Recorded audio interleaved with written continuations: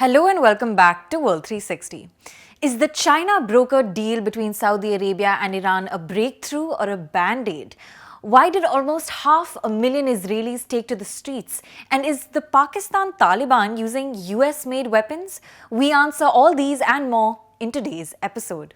So first up, Saudi Arabia and Iran. Now, as you know, Saudi Arabia and Iran are bitter regional rivals. But last Friday, the leaders of both countries signed an agreement to resume diplomatic relations.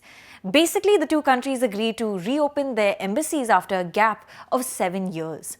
And who do you think they had to thank for as a mediator? China.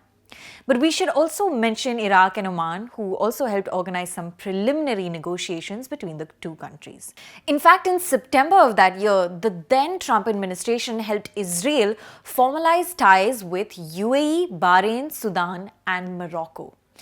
But China seems to be foraying into the region too, and helping Saudi Arabia and Iran restore ties seems like an ideal place to start. In fact, if you've been a regular viewer of this show, you know that in a recent episode, we talked about how the Iranian president's visit to Beijing last month incidentally came just 2 months after Chinese President Xi Jinping visited Saudi Arabia. Coincidence? And now we have a diplomatic deal between Iran and Saudi Arabia, two countries who have such deep rivalry between predominantly Shia and Sunni cultures and have been fighting each other in proxy wars in Syria, Iraq, Lebanon, and Yemen. So the larger question remains, has China helped with a breakthrough or has it slapped a band-aid on top of a bitter diplomatic rivalry? Let's look at what some experts have had to say about this.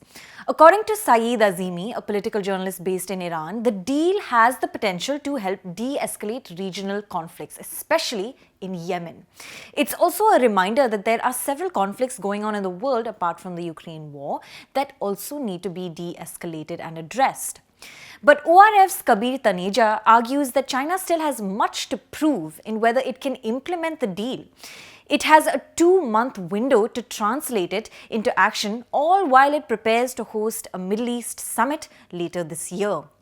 An analysis published in Al Monitor also asks if China can realistically translate this deal into practice, meaning, since China doesn't really have the kind of military footprint in the region as the US does, what happens if Saudi Arabia or Iran violate the deal? Will China even have the means to respond to transgressions? These are all important questions, which means we can't really tell what the impact of this deal will be until that 2-month window of implementation is up. We'll be sure to have an episode on that when it happens, so stay tuned. For our second topic, we're looking at Israel, which has been dominating headlines these days. About 500,000 Israelis have taken to the streets for the past 10 weeks in what is now being seen as the biggest protest in Israel's history. So, what are people fighting against? Israel Prime Minister Benjamin Netanyahu's far-right government has floated plans to curb the powers of the country's Supreme Court. The reforms basically seek to give Israel's parliament the power to overrule Supreme Court decisions with a simple majority vote. This has prompted a strong reaction from ordinary citizens in Israel who say this will weaken the judiciary and hurt the democratic framework of the country. The situation has become so intense that Ehud Barak, a major military figure in the country and a former prime minister, has told soldiers and troops to refuse to serve in the army if the government goes ahead with its plans. Reports indicate that it isn't young people or just students leading this protest, but doctors, lawyers, tech leaders, and business executives too. To add to the chaos, a Times of Israel article claims a top Israeli official has accused the US government of funding some of these protests. Now, these speculations have prompted larger questions about a growing strain on the ties between the US and Israel, which have been traditional allies for many, many years.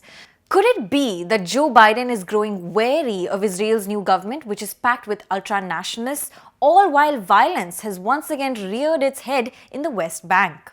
For our third and final topic, we're looking at a very interesting report published by Nikkei Asia. It indicates that the Pakistan Taliban, or the TTP, has got its hands on modern weapons and sophisticated night vision devices that were made none other than in the US. Now, the report claims that these are weapons left behind by the US in Afghanistan. So, if we read between the lines, the implication is that the Taliban regime in Afghanistan is supplying arms to the Pakistan Taliban. Now, this may not be all that surprising, but it does remind of one of Hillary Clinton's most famous lines. You can't keep snakes in your backyard and expect them only to bite your neighbors. In fact, Indian Foreign Minister Dr. Jaishankar, while speaking on Pakistan's support to terrorists, recalled that line when he spoke at the UN headquarters in New York last year. The saying ultimately means that the Pakistan Taliban, which has been creating a major security challenge for the Pakistan government over the last few years, has now teamed up with friends in Afghanistan that the Pakistan government has long supported too. It has also been argued that ever since the Taliban came back into power in Kabul, the Pakistan Taliban has re-emerged with new strength. We even saw last year how the TTP ultimately scuttled peace negotiations with the Pakistan government. Let's also not forget the recent Peshawar mosque attack, which turned into a war of words between the Taliban regime in Afghanistan and the Shehbaz Sharif government in Islamabad. Border crossings between Afghanistan and Pakistan have also been closed and reopened many times over the last couple of years. And all this indicates increased militancy in the border areas between Afghanistan and Pakistan, and perhaps even suspicions in Islamabad on who its real friends are. Thank you so much for watching. This is Pia Krishnankutty for ThePrint.